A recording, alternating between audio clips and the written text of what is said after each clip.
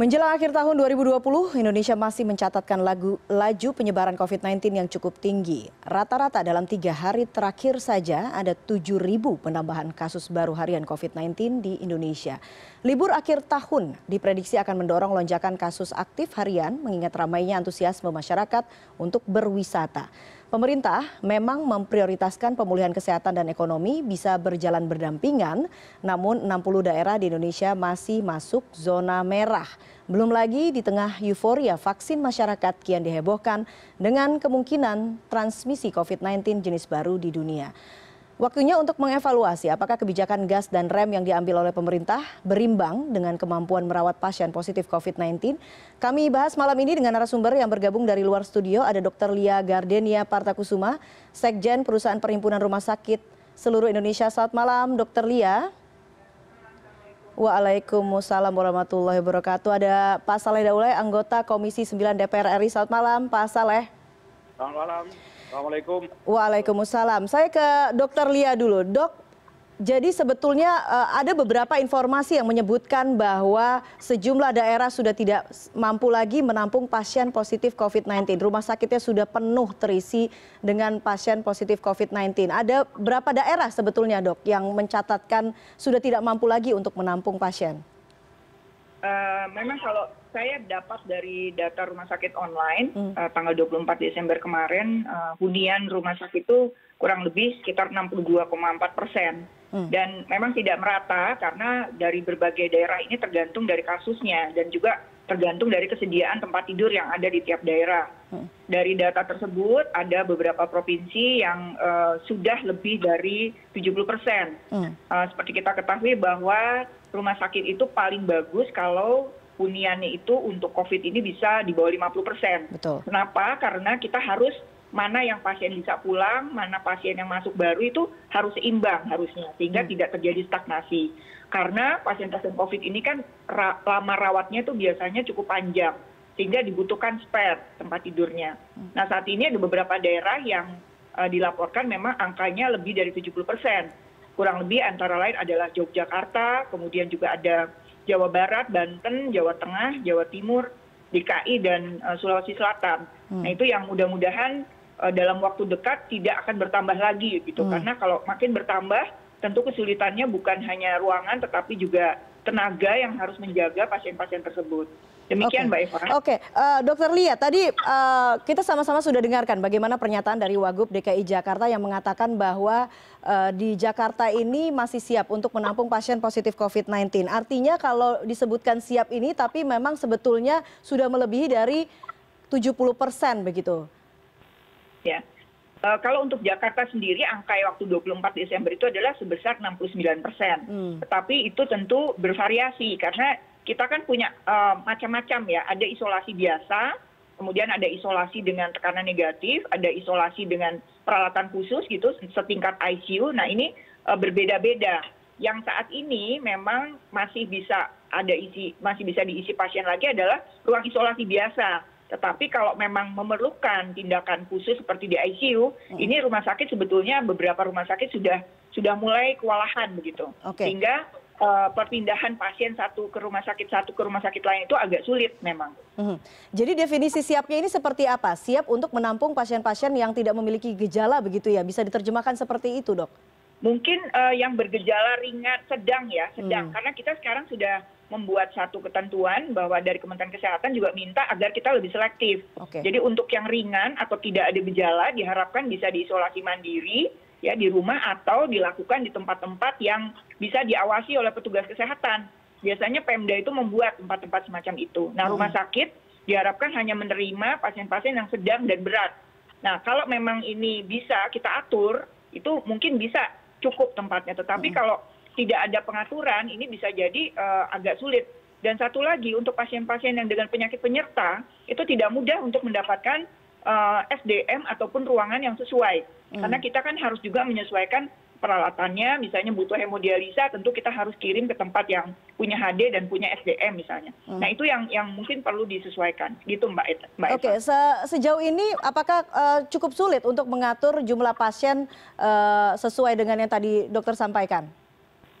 Ya, Jadi pada umumnya saat ini sudah mulai banyak pasien-pasien dengan penyakit penyerta. Nah itulah sebabnya bila ada pasien yang COVID positif, biasanya kami dari rumah sakit akan berkontak dengan yang namanya SISRUTE, Sistem Rujukan Terpadu. IGD ini akan saling berkomunikasi untuk melaporkan bagaimana kondisi pasien yang akan dirujuk. Jadi misalnya ada satu rumah sakit punya tempat tidur, misalnya tempat tidur isolasi, tapi kalau kondisinya misalnya membutuhkan tenaga khusus, biasanya kita akan carikan ke tempat yang memang SDM-nya juga sesuai dengan kondisi pasien. Nah ini yang menyebabkan mungkin pasien tidak bisa serta-merta dikirim pada saat yang pendek. Biasanya kita akan mencari dulu ke beberapa rumah sakit yang disesuaikan dengan kondisi pasien. Nah ini seringkali kadang-kadang keluarga pasien memang komplain karena waktu tunggu di IGD itu menjadi lebih panjang. Dan sudah seberapa banyak sebetulnya ruang-ruang IGD ataupun ICU yang memang tidak diperuntukkan untuk pasien COVID-19 ini digunakan untuk pasien COVID-19? Biasanya kalau ICU sih kita pasti akan gunakan untuk tempat-tempat khusus ya. Karena jumlah ICU sendiri kan memang belum mencukupi semuanya.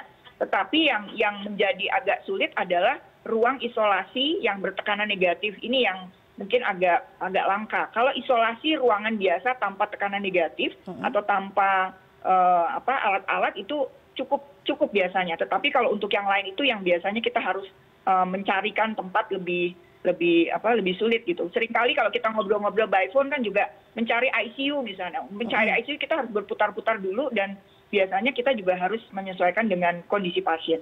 Seperti itu Mbak Zan. Oke Pak Saleh, ada beberapa permasalahan kemudian yang terjadi dalam melakukan pelayanan terhadap pasien-pasien COVID-19 yang kemudian akhirnya berdampak pada perawatan terhadap pasien-pasien di luar COVID-19. Komentarnya seperti apa Pak Saleh?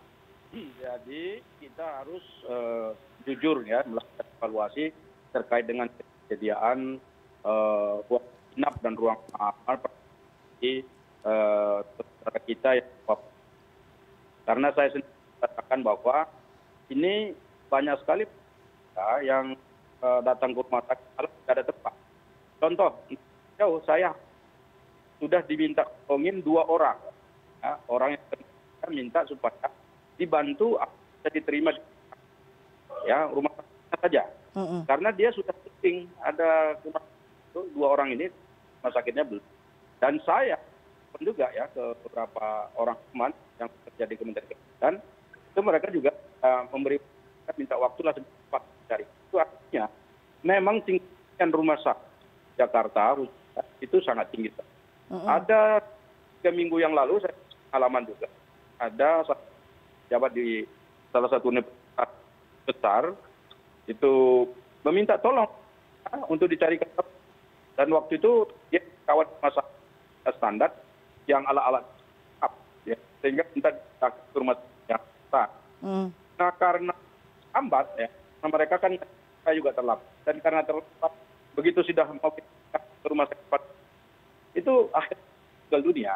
Jadi nggak sempat, jadi mending berjalan.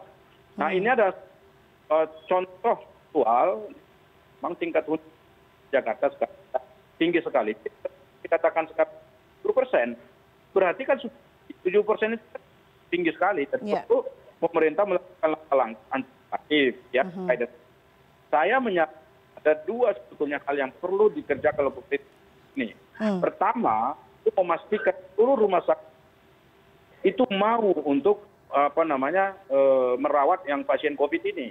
Karena saya dengar-dengar ini konon kabarnya ada rumah-rumah sakit yang swasta yang kelihatannya tidak mau untuk merawat pasien yang COVID.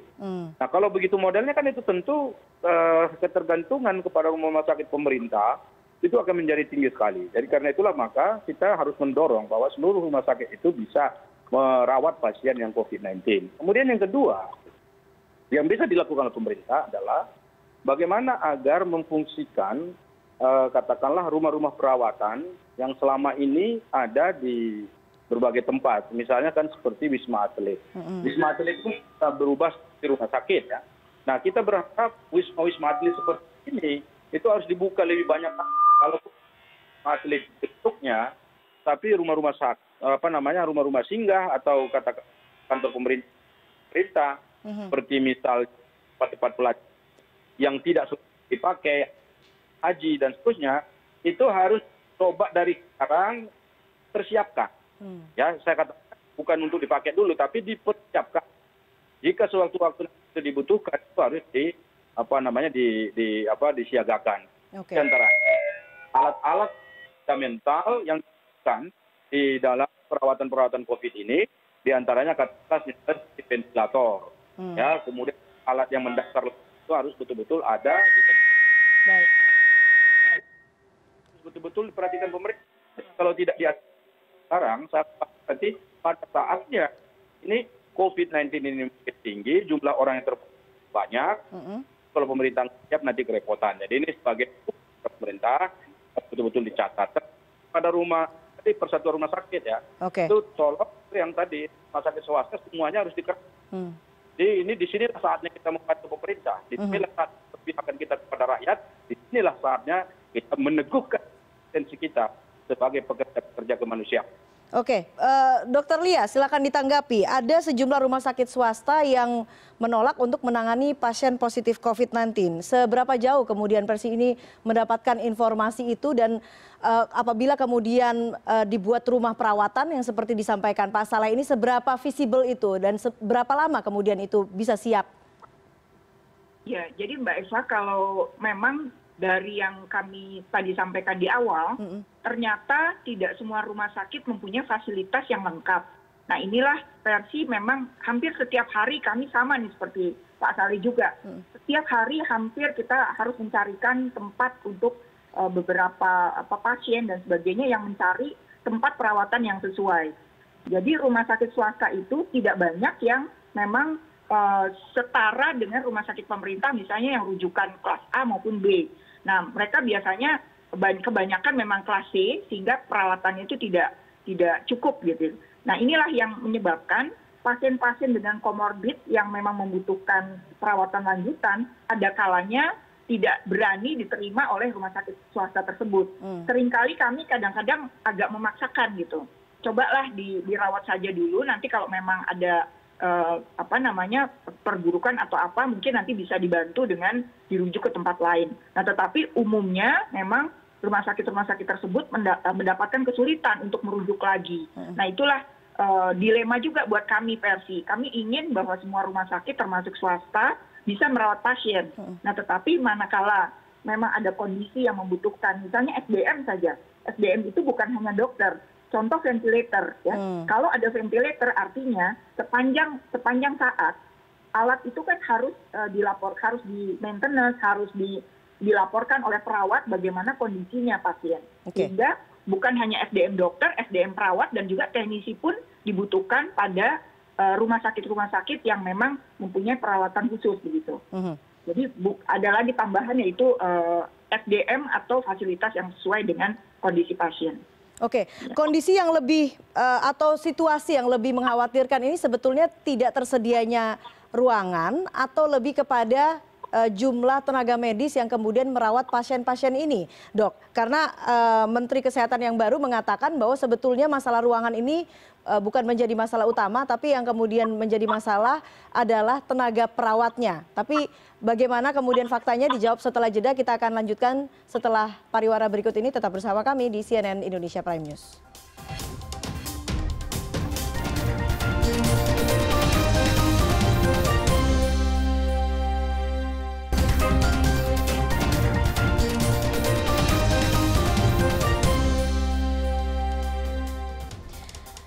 Iya, kami sebelum melanjutkan dialog kita dengarkan terlebih dahulu bagaimana pernyataan Menteri Kesehatan soal situasi terkini terkait penanganan pasien COVID-19. Yang kritikal bukan ruangannya ternyata, tapi perawatnya. Jadi tadi saya sudah bicara sama Pak Wamen yang benar-benar dokter, bagaimana caranya kita bisa segera mengalokasikan tambahan perawat, karena jumlah dokternya cukup, jumlah alat kesehatannya cukup, jumlah dokternya cukup, ruangannya juga ada, bisa nambah sampai 100, tapi kita butuh perawatnya. Saya langsung ke Dokter Lia. Dok, jumlah dokter cukup, ruang cukup, tapi kemudian perawat yang memang kondisinya sangat kritis jumlahnya. Benar begitu ya, Dok? Ya, jadi tadi saya sudah sampaikan bahwa kalau ruang-ruang itu kan ada ruang isolasi biasa, ada ruang dengan alat. Nah, ruang dengan alat atau isolasi khusus itu artinya dibutuhkan perawat 24 jam. Perawat 24 jam kalau dokter ada kalanya datang, kemudian bisa keluar, kemudian dia bisa masuk lagi. Tapi perawat itu kan harus 24 jam. Nah, 24 jam itu biasanya kita akan atur. Mulai dari 3 jam mereka gantian, ada yang 5 jam, ada yang 8 jam. Nah, ini di sini termasuk diantaranya mereka harus mengawasi perawatan, ya, ventilatornya, mereka harus mengawasi pasiennya juga, mereka harus melaporkan. Jadi memang kami dari PRC juga sudah bicara-bicara dengan banyak rumah sakit dan juga kepada Kementerian Kesehatan bahwa kita menginginkan adanya tambahan tenaga perawat. Nah, tenaga perawat juga kan tidak bisa semuanya langsung bisa ditempatkan di tempat khusus. Nah, itu ada butuh pelatihan dulu. Nah, biasanya inilah yang menyebabkan adanya waktu di mana yang baru perawat itu fresh graduate akan kita tempatkan di mana gitu. Nah, ini yang sedang diusahakan supaya penambahan ruangan itu bukan hanya sekedar ruangannya saja, tapi tentu kita juga maunya perawatan atau penata laksanaan terhadap pasien ini, baik itu oleh tenaga medis maupun perawat itu maksimal. Nah, ini yang sedang dikerjakan saat ini di mana relawan-relawan sedang diusahakan, bahkan bukan hanya dicarikan oleh Kementerian Kesehatan, kami rumah sakit pun diizinkan untuk mencari dulu sendiri, dan kemudian nanti kalau sudah ada kita akan menyampaikannya kepada pihak Kementerian Kesehatan. Nah, doakan saja mudah-mudahan banyak tenaga-tenaga muda yang terpanggil untuk membantu, ya, karena ini bukan pekerjaan mudah, ya. Mungkin Pak Saleh juga tahu bahwa pekerjaan perawat itu kan, Pak, bukan hanya sekedar menunggu saja, dia butuh kepintaran untuk dia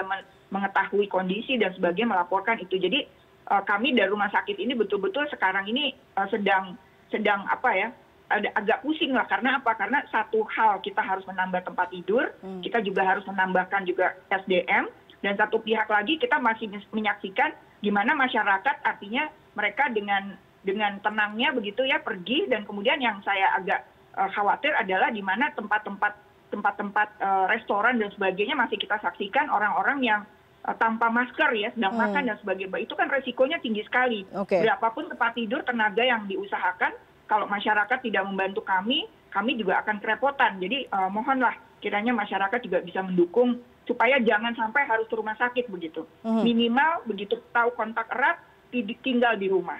Jangan membuat resiko itu makin tinggi. Seperti itu, Mbak Eva. Oke, Pak Saleh, masyarakat masih dinilai kurang mendukung. Apakah kemudian kebijakan yang diterapkan oleh pemerintah ini masih memang kurang tegas sehingga masyarakat masih terlihat cukup abai terhadap menghadapi pandemi COVID-19 ini? Ya, saya akan sebelumnya saya tadi yang soal rumah sakit. Jadi begini, kalau rumah sakit yang memang berdaya manusia, alat-alat itu saya kira punya alasan untuk tidak menerima pasien.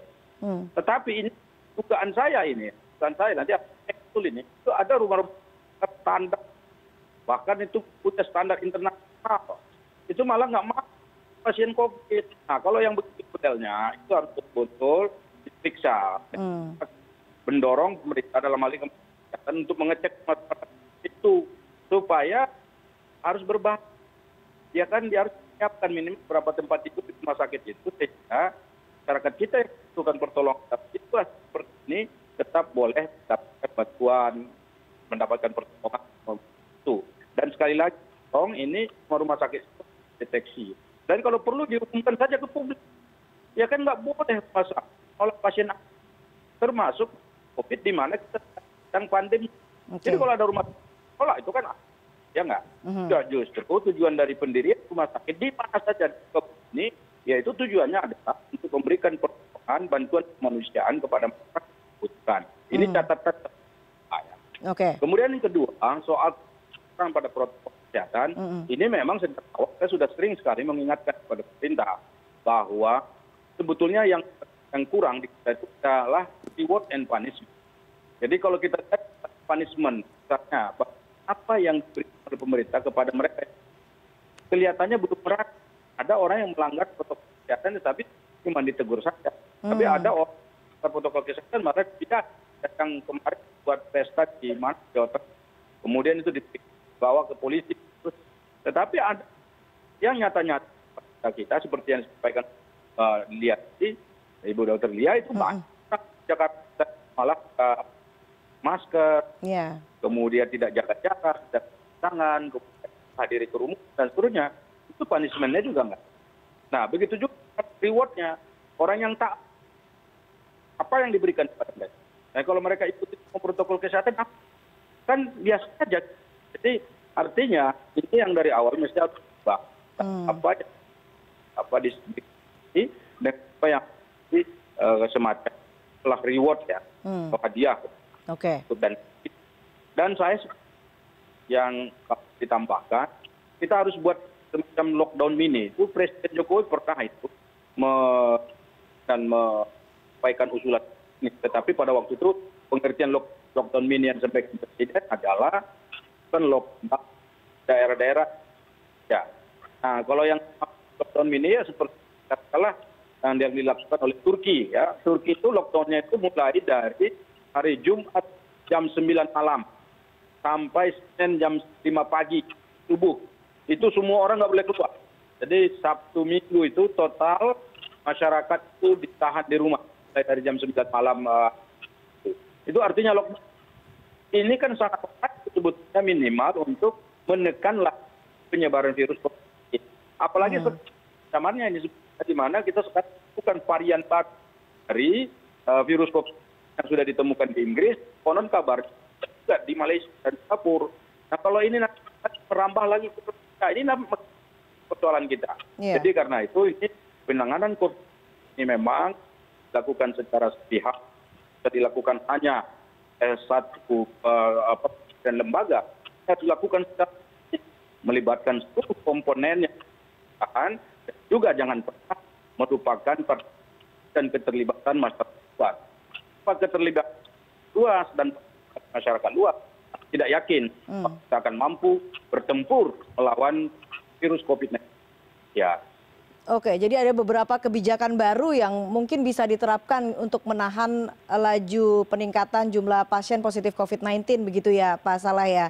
Masalah reward and punishment, kemudian lockdown sementara, itu yang kemudian mungkin bisa dilakukan untuk mengurangi penambahan pasien positif COVID-19. Tapi kalau kemudian kita bicara tadi tren peningkatan jumlah pasien positif COVID-19 biasanya di saat libur panjang. Apa yang sudah diantisipasi oleh pihak pengelola rumah sakit apabila nanti terjadi tren peningkatan, Dr. Lia?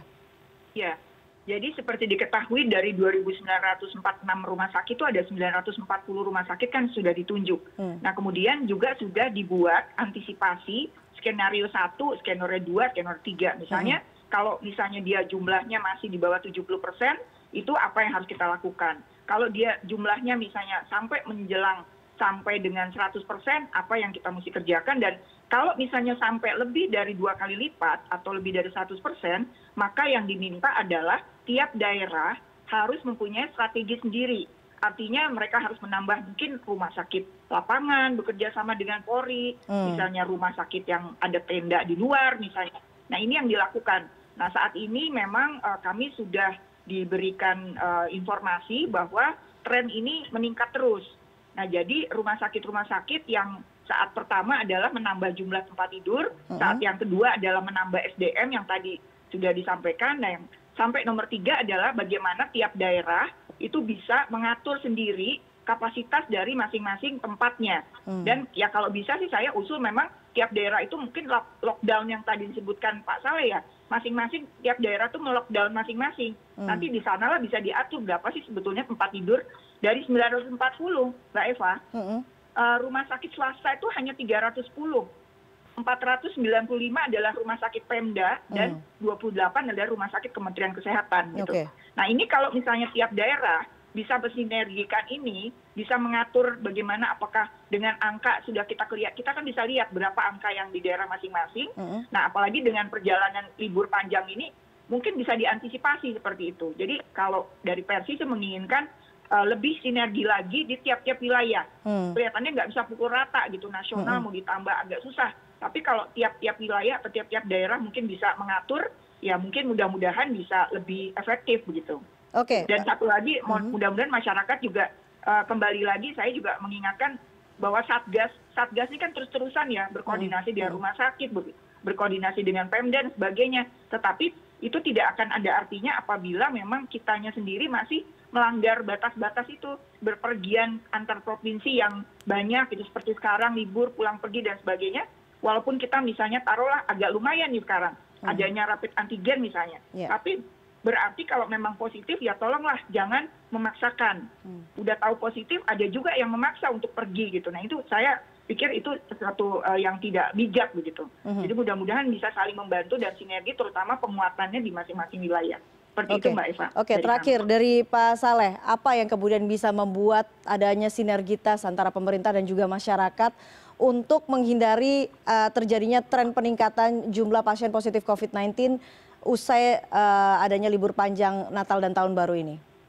Jadi sebetulnya untuk mengantisipasi ini mestinya jauh-jauh hari kita melakukan upaya sosial kepada masyarakat terkait dengan semua pihak terlibat ya di dalam rangka mengantisipasi ini, terutama masa liburan. Dan maaf memang ya ada juga kelihatannya sudah biasa-biasa ya dengan adanya COVID-19, mereka ya mengurangi niat untuk misalnya liburan, terus tetap ramai. Nah, memang ada beberapa yang bisa dilakukan.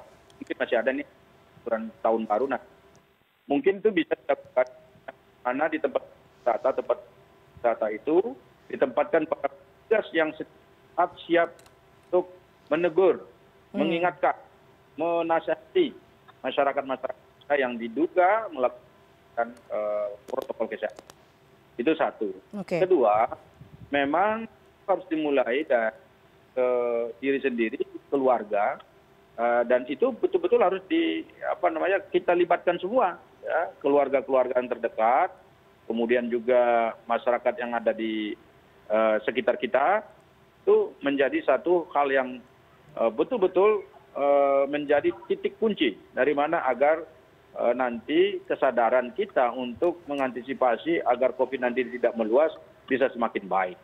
Dan yang terakhir, ya tentu tadi diingatkan bagaimana agar pemerintah daerah, mulai dari bupati, kemudian camat, lurah, kemudian kepala desa, dan seterusnya sampai ke bawah, secara struktural, itu harus benar-benar memanfaatkan jaringan pemerintah yang ada untuk bagaimana bisa difungsikan, untuk kita bisa tetap eksis ya, mengantisipasi agar virus COVID-19 ini betul-betul tidak semakin meluas. Nah saya kira itu tiga catatan yang penting harus diingatkan kepada kita semua. Dan tentu kita berharap ya sekali lagi para petugas medis ya, tenaga medis kita yang berdiri di frontliner di bagian depan ujung tombak kita untuk tetap sabar, ikhlas ya, karena ini adalah pekerjaan yang mulia dan insya Allah ini adalah pekerjaan yang mendapat bukan hanya balasan di dalam pekerjaan dan proyeksi kerjanya, tapi insya Allah ini akan sangat baik di mata Tuhan. Dan kita doakan mereka semua sehat, tetap ikhlas ya. Mudah-mudahan ini kita akan cepat berlalu dari kungkungan penyebaran COVID-19 di Indonesia. Amin, amin ya robbal alamin. Setidaknya masyarakat. Iya, silakan terakhir, silakan Dok. Ya, jadi gini, kalau boleh nih kita tukar posisi, boleh nggak Pak Saleh? Artinya gini, masyarakat saja yang jadi garda terdepan, kami siap di benteng pertahanan di belakang gitu. Sebab kalau kami yang di depan, nanti kalau yang di depannya habis, nanti kemana lagi gitu kan? Saya menyitir ada dari Pak Ketua Satgas kita yang menyatakan bahwa biarlah masyarakat saja yang di depan, nanti kesehatan jadi bentengnya di belakang gitu. Sebab kalau misalnya kita di depan, nanti di belakangnya nggak ada lagi dong orang gitu. Jadi itu mohon sebetulnya gitu kan boleh ya. Petugas kesehatan ini kan juga masyarakat, jadi hanya saja dan baju putih, seragamnya putih, ya kemudian mereka mengerti ya tugas-tugas yang mulia tadi yang saya jelaskan tadi. Nah sebetulnya nggak ada masalah, sebetulnya kalaupun masyarakat di depan itu, yang di depan itu maksudnya bagaimana agar mereka menerapkan protokol kesehatan dengan baik. Itu ketika mereka melakukan itu sama artinya masyarakat kita juga ikut berdiri di barisan terdepan. Hanya saja ketika ada yang kena COVID memang tentu tidak bisa masyarakat yang menangani, itu harus tetap para petugas medis, rumah sakit dan seterusnya yang kita harapkan untuk ikut membantu dan betul-betul menjaga agar masyarakat itu bisa sehat kembali. Dan itu adalah tugas negara. tugas negara itu tentu harus kita dukung. Karena memang di dalam konstitusi kita, terutama di dalam pembukaan Undang-Undang Dasar tahun 1945 itu dijelaskan bahwa tugas negara itu adalah melindungi segenap tumpah darah Indonesia. Nah itu baik itu orangnya kena COVID, mau tidak kena COVID, dan seterusnya itu tetap harus kita lindungi secara bersama-sama. Jadi begitu Mbak Ibu. Ya, siap Pak Saleh. Siap. Oke, yang jelas kita harapkan tentunya harus ada sinergitas dan ada saling melindungi begitu ya antara masyarakat, tenaga medis dan juga pemerintah. Dan jangan lupa pandemi ini belum berakhir, jadi jangan bersikap seperti pandemi ini sudah selesai begitu. Baiklah Dr. Lia dan juga Pak Saleh, terima kasih atas waktunya di CNN Indonesia Prime News. Selamat malam. Selamat malam. Selamat malam. Assalamualaikum. Waalaikumsalam warahmatullahi wabarakatuh. Tetap bersama kami CNN Indonesia Prime News, segera kembali.